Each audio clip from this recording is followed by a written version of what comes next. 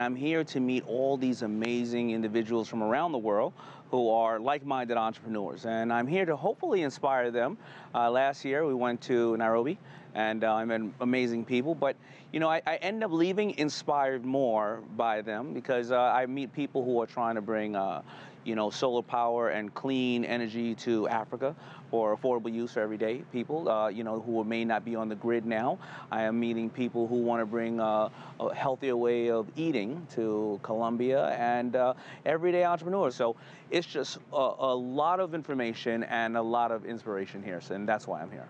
A lot of the themes here, are they sort of trends that are reflected in what you're seeing in the business world, where a lot of the talk is profit for a purpose? It's grown. I mean, today, a consumer has many choices, right? There's nothing you're going to create new in the world, I always say. It's just a new form of delivery. So when they invest in something, they'd rather know that it's going to help somebody else. And if they can do that and you can actually match the deliverables and the price of everybody out in the market, but it does good, consumers are more than willing to support the company. You recently wrote a book that was a New York Times bestseller, The Power of Broke, an interesting title. Well, I came up with the concept of the power of broke at first because, I meet two types of entrepreneurs, whether on Shark Tank or whether in the private sector. I meet the ones that think that all I need is capital and a shark, right, to help me, and they have all the answers in the world, and that's all I need. And then they end up falling short. And then I meet other entrepreneurs who say, I don't need a dime. I need access. I need information. I need mentors. I need to use my relationship capital. I need to wake up before everybody and go to sleep after everybody and make sure that I understand that I'm going to make more mistakes and have more failures. But no matter what, I'm going to succeed. And when you really think about it, if you look at the top wealthiest 1,000 individuals in the world, over 60% of them were self-made men and women. That means they were all broke. That means they didn't have capital. And I wanted to start sharing that with individuals because, we grew up in the days of watching, well, I know I did, grew up in the days of watching Dynasty and Wall Street. That's a bunch of crap. Money is a tool. If it's used the wrong way, it will go away just as fast as you make it. So you do not need capital. You need so many other things. And that's what people are doing here today. They're networking and they're finding those other things besides necessarily capital.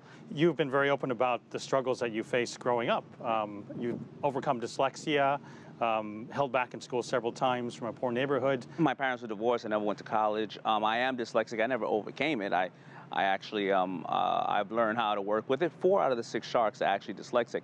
After traveling the world, those are nothing. Those problems are absolutely zero to when I see other individuals that were homeless since they were 6 years old or they don't have access to clean water. So I'm very fortunate. But in my life, I have had a series of mentors, whether it was my mother at first and then that one teacher that believed in me, or that local guy, that local business owner who operated a grocery store that still taught me the fundamentals of business.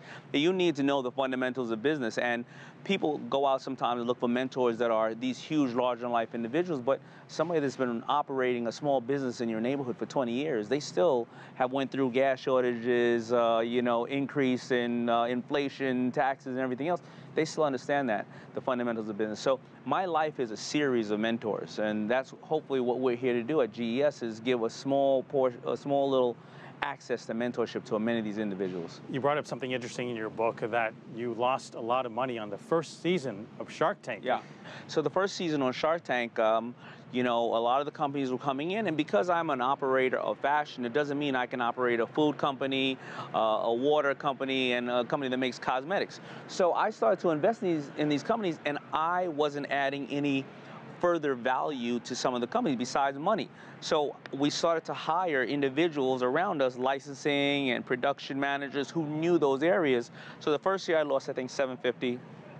The second year it may have been $500, something like that. The third year I made it all back off of one sale. But any businessman or woman is learning on a daily basis. Which shark have you learned the most from? I've learned a lot from every single one of them. Barbara has this very candid way to approach things. Lori has learned that if it's in a certain price range and she has her built-in customer base, she's going to know how to move it. Mark Cuban, from a technology standpoint, and even just access to funding and being able to give people a lot, he makes them kind of earn their way up. So I mean, they're all, even Kevin. I've learned, maybe I learned what not to do by watching Kevin, how not to speak to people. But I've learned from every single shark. If you like what you just saw, follow us on social media and visit our website, cctv-america.com.